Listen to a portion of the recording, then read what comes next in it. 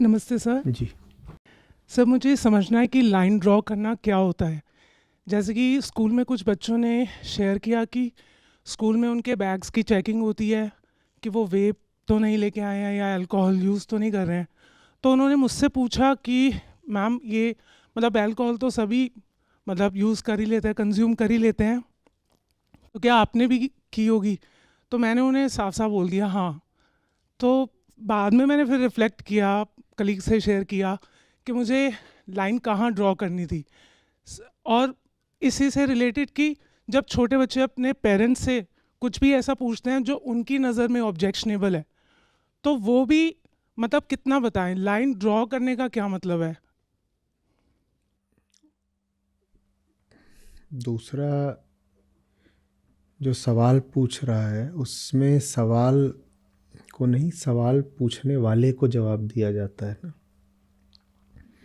बोलना नहीं है कि किसी भी कर्म, गतिविधि, उत्तर इत्यादि के केंद्र में तो मैं है, मैं। तो दूसरे से हम रिश्ता बनाते हैं ताकि उसकी भलाई हो सके, ये जो मैं है ये बेहतर हो सके, सुधर सके। तो बस इसी को पैमाना बना करके तय करना होता है कि उत्तर क्या दिया जाएगा, क्या समझाया जाएगा। आप जो कुछ भी बोल रहे हो, अगर उससे दूसरा वाला बेहतर होने की जगह बदतर हो जाएगा तो उसका कोई फ़ायदा नहीं ना। समस्या सारी ये है कि हम सच को भी एक ऑब्जेक्ट बना देते हैं। तो लिखिएगा, जब हम सच को एक ऑब्जेक्ट बना देते हैं तो सच्ची बात एक ऑब्जेक्टिव स्टेटमेंट हो जाता है।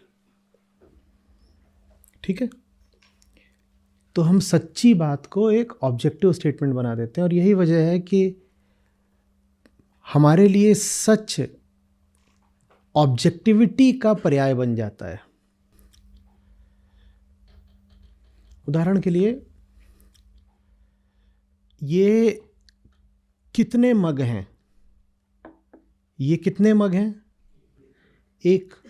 एक, सबने कहा एक, और सबने ऑब्जेक्टिवली कहा एक। तो हम क्या देते हैं, ये सच है कि ये एक मग है। और हम ऑब्जेक्टिविटी को बहुत बड़ा मूल्य भी बना देते हैं ना। B objective, B objective, B objective. तो जो चीज़ फिर ऑब्जेक्टिव है, माने जिसमें हम सब्जेक्ट को लेके ही नहीं आ रहे, उसको हम कह देते हैं सच है। अब ये मग आपको पसंद है कि नापसंद है, ये आपका सब्जेक्टिव ओपिनियन है, व्यक्तिगत पसंद नापसंद की बात हो गई ना। लेकिन आप उस चीज़ को बीच में नहीं ला रहे हो। मैंने आपसे पूछा है कितने मग हैं, आपने क्या कहा?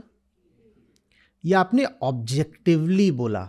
इसमें आपकी जो व्यक्तिनिष्ठा है,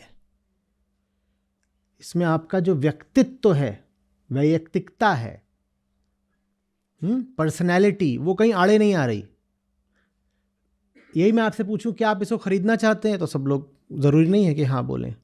मैं आपसे कहूँ ये आपको पसंद आ रहा है, ज़रूरी नहीं है। मैं कहूँ आकार ठीक लग रहा है, ज़रूरी नहीं है। लेकिन मैंने पूछा कितना है, आपने सबने कह दिया।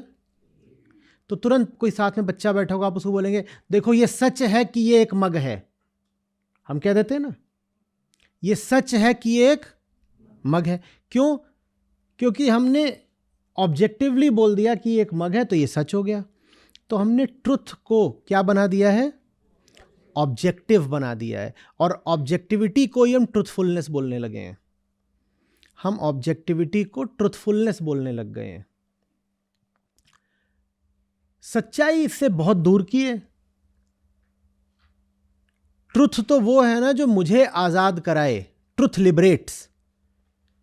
तो माने सत्य की किसी भी बात में मैं शामिल हूं, सब कुछ मुझे केंद्र में रखकर हो रहा है। Truth liberates whom? मी। तो ट्रुथ तो टोटली सब्जेक्टिव है, और हमने ट्रुथ को क्या बना दिया? ट्रुथ सब्जेक्टिव कैसे? ये बात समझ में आ रही है? सत्य वो है जो मुझे आजाद कराता हो, जिसका इस सब्जेक्ट से ताल्लुक है, वो सत्य है। जो कुछ मुझे आजादी दे वो सत्य है। तो ट्रुथ अब ऑब्जेक्टिव रह गया क्या? अगर सत्य की परिभाषा ही यही, उसे परिभाषित नहीं कर सकते पर व्यवहारिक तौर पर अगर सत्य की परिभाषा ही यही है कि जो मुझे आजाद करे वो सत्य है, तो ये जो हमने अभी परिभाषा दी, क्या ये एक ऑब्जेक्टिव परिभाषा थी? नहीं थी। तो सत्य की परिभाषा ही हमेशा व्यक्तिनिष्ठ होगी, सब्जेक्टिव होगी। The truth has to be subjective. बात समझ रहे हो? किस तरह से सब्जेक्टिव? ये नहीं कि जो मैंने कह दिया वो सत्य है, इस तरह सब्जेक्टिव नहीं। वो जो मुझे आजाद कराए वो सत्य है, ये सत्य की परिभाषा है। इसके अलावा बाकी सब बेकार बात है। तो अगर आप अपने बच्चों को कुछ ऐसा बता रहे हो जो उन्हें आजाद करने की जगह गुलाम कर देगा, भले ही वो एक ऑब्जेक्टिव फैक्ट हो, पर आपने उसे बता दिया, तो वो ट्रुथ नहीं है। आपने अपने बच्चे को कुछ ऐसा बता दिया, वो उसके खोपड़े से बाहर का है, उसे कुछ समझ में नहीं आएगा और उल्टा अर्थ ले लेगा और नालायक बनेगा। तो ये आपने जो बताया ये क्या है? ये एक ऑब्जेक्टिव फैक्ट तो हो सकता है, पर ये ट्रुथ नहीं है। ट्रुथ की तो परिभाषा वो है, that which helps me, that which liberates me is the truth. Buddha से एक बार कुछ बड़े विद्वान लोग मिलने आए, वो सत्य को लेकर के बड़ी बहस वगैरह करने लगे। बुद्ध चुप रहे, वो चुप ज्यादा रहते थे। जब विद्वानों ने बहस कर ली तो उन्होंने कहा, सत्य क्या है आप बताइएगा, आपका भी कुछ है? बोले, जो उपयोगी हो वो सत्य है। उपयोग किसके लिए? इसके लिए जो मैं के काम आए वो सत्य है। जो मैं को आजादी दे दे वो सत्य है। जो मैं को बर्बादी दे दे वो सत्य कैसे हो सकता है? वो तथ्य तो हो सकता है, सत्य नहीं हो सकता।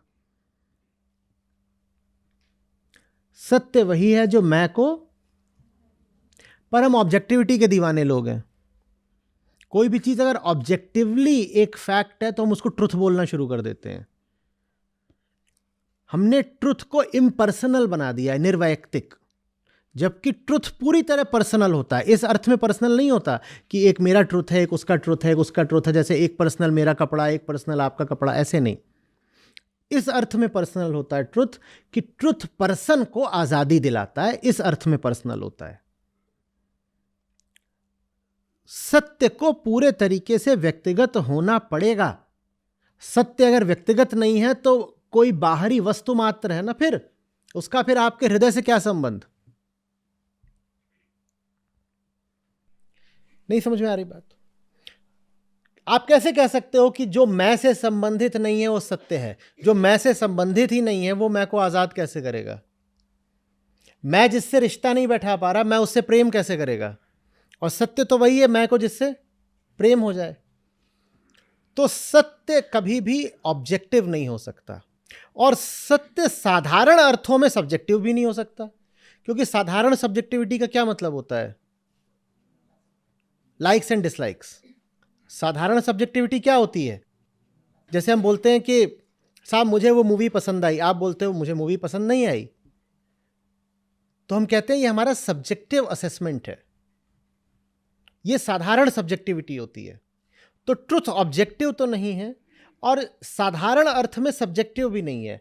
ट्रुथ एक बहुत विशेष अर्थ में सब्जेक्टिव होता है। किस अर्थ में? कि वो सब्जेक्ट को सब्जेक्ट से आजाद कराता है। इस अर्थ में ट्रुथ सब्जेक्टिव होता है। तो बच्चों तक हमें ट्रुथ पहुंचाना है, फैक्ट नहीं। और ट्रुथ पहुंचाना है माने उन्हें वो बताओ जो उन्हें उनके अज्ञान से और डर से और भ्रम से आजाद करता हो। वही ट्रुथ है। वही ट्रुथ है जो आपको आपके भ्रमों से आजादी दिला दे, उसको सत्य बोलते हैं। सूफी एक कहानी है पुरानी। एक महिला थी, वो इतनी मोटी, उसका खाना ना रुके। वो 50 जगह जाए कि इतनी मोटी हो गई हूं, चला नहीं जाता। उसके सब जितने जोड़ थे वो या खुदा करते रहते थे। मरने को हो रही थी, कुछ पचता नहीं था।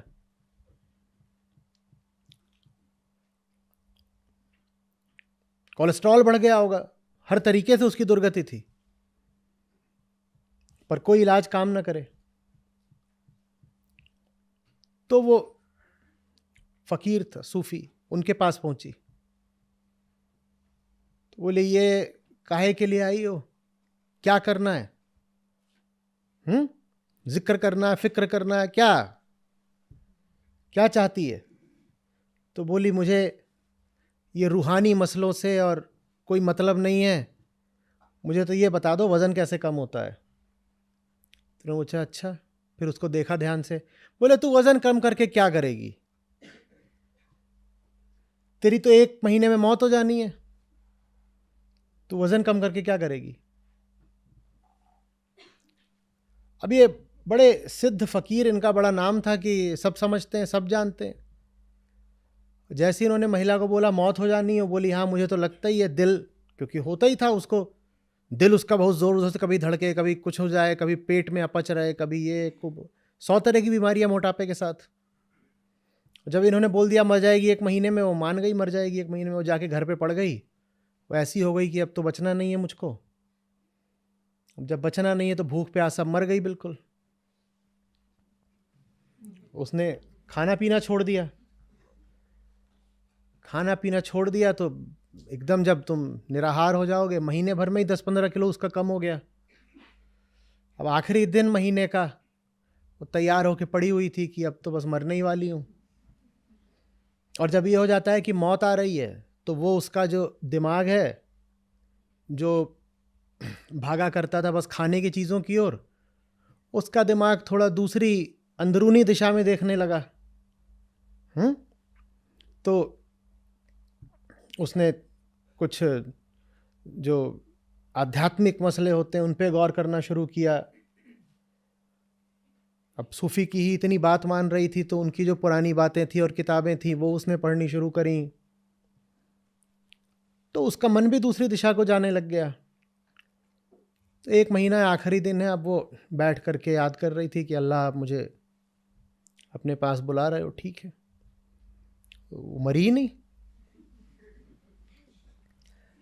मरी ही नहीं। तो बोली कुछ देर हो गई होगी, ऊपर से उतर रहे थे, लेने आए होंगे, तो ट्रैफिक जैम होगा, कल आ जाएंगे। अगला दिन आ गया, वो फिर नहीं मरी। ऐसे 2-4 दिन बीत गए। जब 2-4 दिन बीत गए तो फकीर के पास गई, बिल्कुल लाल पीली। बोलती, झूठ काहे को बोला था, मैं तो मरी नहीं। बोले, कैसे आई है? बोले, अपने पाँवों से। बोले, 1 महीने पहले कैसे आई थी? बोले, 4-5 लोग मुझे घोड़े खच्चरों पे लाद के लाए थे, चल ही नहीं पाती थी। बोले, आज मैं तुझसे कुछ अगर दीन की, ईमान की बात करूं तो समझ में आएगा तुझे? बोली, हाँ, इधर 1 महीने मैंने पढ़ा है और विचार किया है। बोले, जब 1 महीने पहले आई थी तो आते ही क्या बोला था तूने? बोले, मैंने आते ही बोला था कि मुझसे कोई रूहानी बात मत कर देना, मुझे तो ये बता दो वज़न कैसे कम होता है।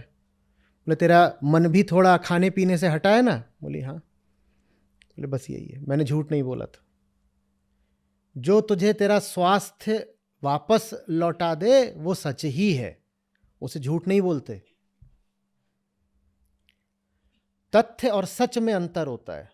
मैंने तुझसे जो बात बोली वो तथ्य तो नहीं थी कि तू मर जाएगी 1 महीने में, पर सच थी।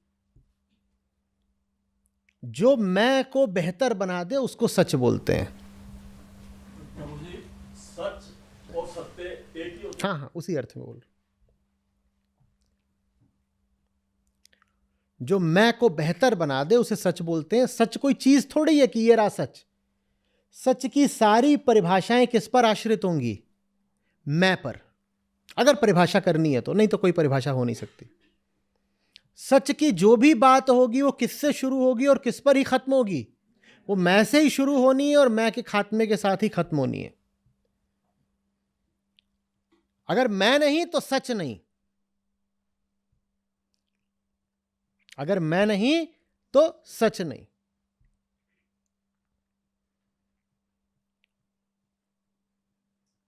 हम बार बार क्या बोला करते हैं, पानी का क्या प्रमाण है? प्यास। तो वही फिर फकीर गाते रहे, हर सांस ये कहती है अगर मैं हूं तो खुदा भी है। तो उसका प्रमाण मैं हूं। पानी का प्रमाण प्यास है। सच का सीधा सीधा संबंध आत्मा की कोई परिभाषा हो सकती है अहम के बिना? तो हम कहते हैं अहम की उच्चतम स्थिति को, मुक्त स्थिति को आत्मा कहते हैं।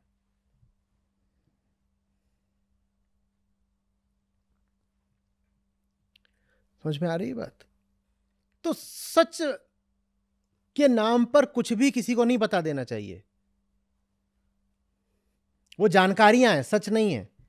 और बहुत सारी जानकारियां घातक भी होती हैं। बहुत सारी बातें न पता चले तो बेहतर।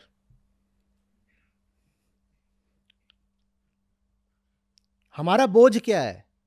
ज्ञान की कमी या फालतू का ज्ञान? तो बहुत सारी बातें न पता होती तो जिंदगी बेहतर होती ना, बेहतर होती ना। अरे आप यहां बैठे हुए हो, हम अपनी हालत के मद्देनजर बात करेंगे, कोई आदर्श नहीं।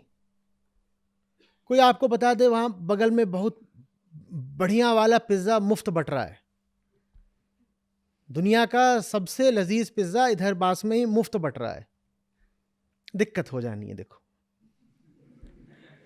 उठ के भले ना भागो, लेकिन दिक्कत तो हो ही जानी है। बहुत सारे लोगों को शौच जाने की जरूरत पड़ेगी, और बस जा रहे थे उधर को, धीरे से कदम ऐसे मुड़ जाएंगे। तो कुछ बातें ना पता चले तो कोई यहां पे आकर के कहे कि देखो मैं तो सच बताने आया हूं, हकीकत बयान करनी है, मैं छुपाऊंगा नहीं कुछ भी। वहां पीछे ही 1000 रुपए वाला जो पिज्जा होता है वो फ्री बट रहा है। तो इस आदमी ने आपका भला करा कि बुरा करा?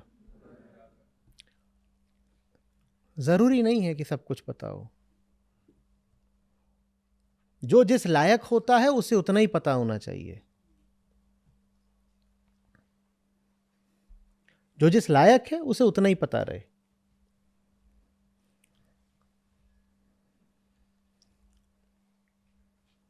कभी कोई आदर्श समाज होगा बिल्कुल मुक्त, तो उसमें तो वस्त्रों की भी बहुत जरूरत नहीं पड़ेगी। उसमें वस्त्र आप उतने ही पहनोगे जितना कि स्वास्थ्य और मौसम की दृष्टि से जरूरी हो। पर हम जैसे हैं, हमें वस्त्र चाहिए, नहीं तो हमें कुछ ऐसा पता लगेगा जो जरूरी नहीं है जानना, पर जो जान करके दिमाग खराब हो जाना है। अभी आप संयमित तरीके से साथ बैठे हो, सोचो सब यहां पे निर्वस्त्र होते तो कहां मुझे सुन पाते ध्यान से। वो भी एक ज्ञान ही तो होता ना। कोई आपके बगल में बैठा है, आप उसकी देह का संज्ञान ले रहे हो, कॉग्निशन ले रहे हो। वो ज्ञान क्या जरूरी है? क्या जरूरी है? जरूरी नहीं है जानना, उसमें कोई लाभ नहीं है जानने से। आपका वो नहीं है कि तथ्य है तो जानना है मुझे। क्या करोगे जान करके? तथ्य तो है, पर तुम करोगे क्या जान करके? उसे कपड़े पहने रहने दो, कोई जरूरी नहीं है तथ्य जानना। वो तथ्य घातक हो जाएगा तुम्हारे लिए। ये बात बच्चों पर, बड़ों पर, सब पर लागू होती है। उतना ही जानो जितना पचा पाओ।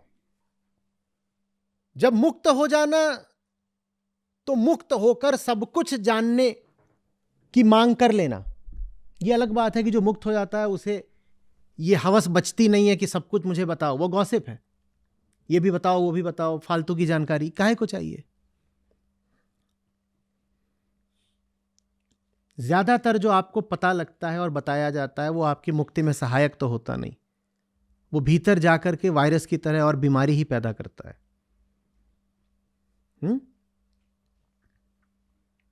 और इस बीमारी का सबसे बड़ा शिकार हमारे आसपास के लोग, जैसे बच्चे या हमारे परिवार के लोग। परिवार के लोगों के साथ आपने सत्संग कब करा था कि आपने बैठ करके उनको बहुत अद्भुत ज्ञान बताया? लेकिन हम अपना प्यारा और अपना मानते ही उसी को हैं जिसके खोपड़े में हम अपने कचरे का वमन कर सकें। हमें जब भीतर से उल्टी आती है, मानसिक उल्टी, शारीरिक नहीं, तो सामने आने से बोलते हैं जल्दी से अपना खोपड़ा खोलो, तुम्हारे खोपड़े में ही उल्टेंगे सब कुछ। यही करा है कि नहीं करा है? अपनी जितनी गंदगी होती है दिन भर की, वो जाके कहां उलटते हो? कहाँ उलटते हो? और वो सोच रहा होता है पर ये सब मुझे क्यों बताया जा रहा है, मैं क्यों जानूं ये सब? आप जो बता रहे हो सकता है वो तथ्य हो, पर आप क्यों बता रहे हो? वो क्या करेगा इस जानकारी का? उसे क्या लाभ है? लाभ देखना होगा ना। या फैक्ट अपने आप में एक वैल्यू होता है? फैक्ट कोई स्टैंड अलोन वैल्यू तो नहीं है। एक ही चीज है जो स्टैंड अलोन वैल्यूएबल है, क्या? आई, सेल्फ लिबरेशन। और जो चीज उसमें सहायक ना बन रही हो उसको अलग करो। कोई आकर के आपसे कुछ बताए, और जो बता रहा है वो फैक्ट तो हो सकता है। उदाहरण के लिए आप घर में हो, कोई दिन भर ऑफिस में काम करके घर आता है और दिन भर ऑफिस की जो छीछा लेदर हुई है सारी, वो आपको बताना शुरू कर देता है, बताइए इससे आपका क्या भला होगा। पर वो बोल रहा है नहीं, इमोशनल बॉन्डिंग ऐसी ही तो होती है, तुम मेरी उल्टी चाटो मैं तुम्हारी उल्टी चाटूं, इससे हम दोनों में अब इमोशनल बॉन्डिंग हो गई है। इमोशंस भी तो कोई चीज होते हैं। इस आचार्य को क्या पता, ये तो ऐसा ही है, अपना तो कुछ इसका हुआ नहीं, सबका खराब करता है। इमोशनल बॉन्डिंग ऐसा ही है, उलट उलट चाट चाट, इसी को तो प्यार कहते हैं। क्यों चाटना है? बात समझ में आ रही है? और ये नहीं कि अच्छा तो क्या करें, छुपाएं, नहीं बताएं हमारे साथ क्या हुआ है।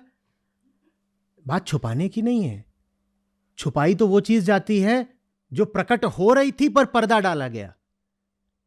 ये तो प्रकट हो ही नहीं रही थी। आप दिन भर में आप गए, आपको आपके बॉस ने क्या बोल दिया क्या नहीं बोल दिया, वो कौन सा है कलीग बड़ी बिचिंग करता है, ये सब किसी को बता करके क्या मिलेगा? क्या मिलेगा? और अगर सब फैक्ट उपयोगी ही होते तो सेंसर बोर्ड बहुत सारी फिल्मों को एडल्ट क्यों घोषित करता? सारे जितने फैक्ट है बच्चों को देखने दो ना। सेंसरशिप उपयोगी रही है, उसकी उपयोगिता ही यह बताती है कि हर व्यक्ति के लिए हर जानकारी स्वास्थ्यप्रद नहीं होती। और बच्चे हम सभी हैं, कोई ये बात नहीं है कि उम्र बढ़ गई है तो अब बच्चे नहीं हैं। आप भी फिजूल बातों को न जानने की कोशिश करिए, और अगर जान जाए तो कम से कम दूसरों को मत बताइए।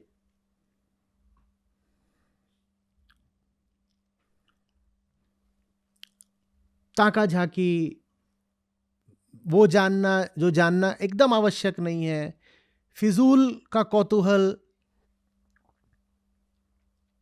परवर्स क्यूरियोसिटी, क्या है ये?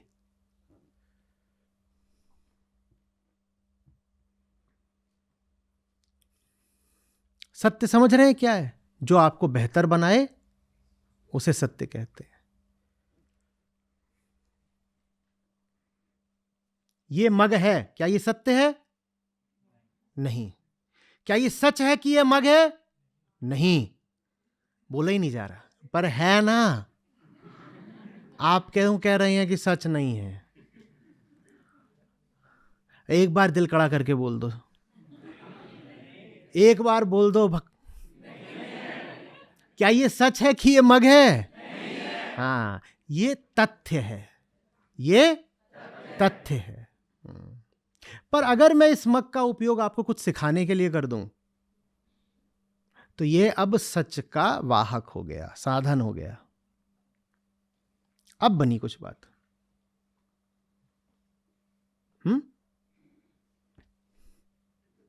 Objective life, object centred life जीते जीते हमने ट्रुथ को भी क्या बना डाला? ऑब्जेक्टिव। हर चीज ऑब्जेक्ट है, ऑब्जेक्ट है, ऑब्जेक्ट है, ट्रुथ भी ऑब्जेक्ट है, जिंदगी ऑब्जेक्ट है, ऑब्जेक्ट ऑब्जेक्ट ऑब्जेक्ट, बाजार बाजार बाजार, ऑब्जेक्ट्स ऑब्जेक्ट्स ऑब्जेक्ट्स, ट्रुथ भी ऑब्जेक्ट है। तो हम बच्चों से बोलते हैं सच सच बोलो, और सच सच उससे पूछ क्या रहे हैं कि पड़ोस के पिंटू ने हमारा गमला फोड़ा था कि नहीं। एक बार बस कोई मिल जाए गवाह सबूत कि पिंटू ने फोड़ा है हमारा गमला, फिर पिंटू की मां को ऐसा नीचा दिखाऊंगी। उस दिन नई साड़ी दिखा करके धौंस बता रही थी, मैं बताऊंगी तेरा छोरा कितना बर्बाद है। तो सच सच बताओ। ये इस पूरे मामले का सच से कोई संबंध नहीं।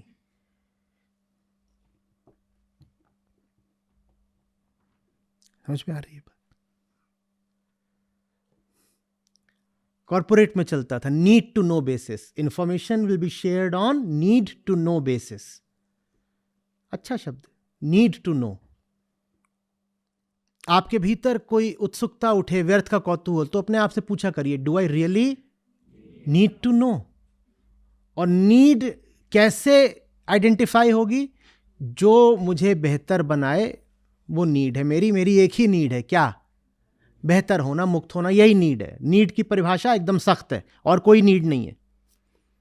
बेहतर बनना, ऊंचा उठना, यही नीड है। Thank you sir.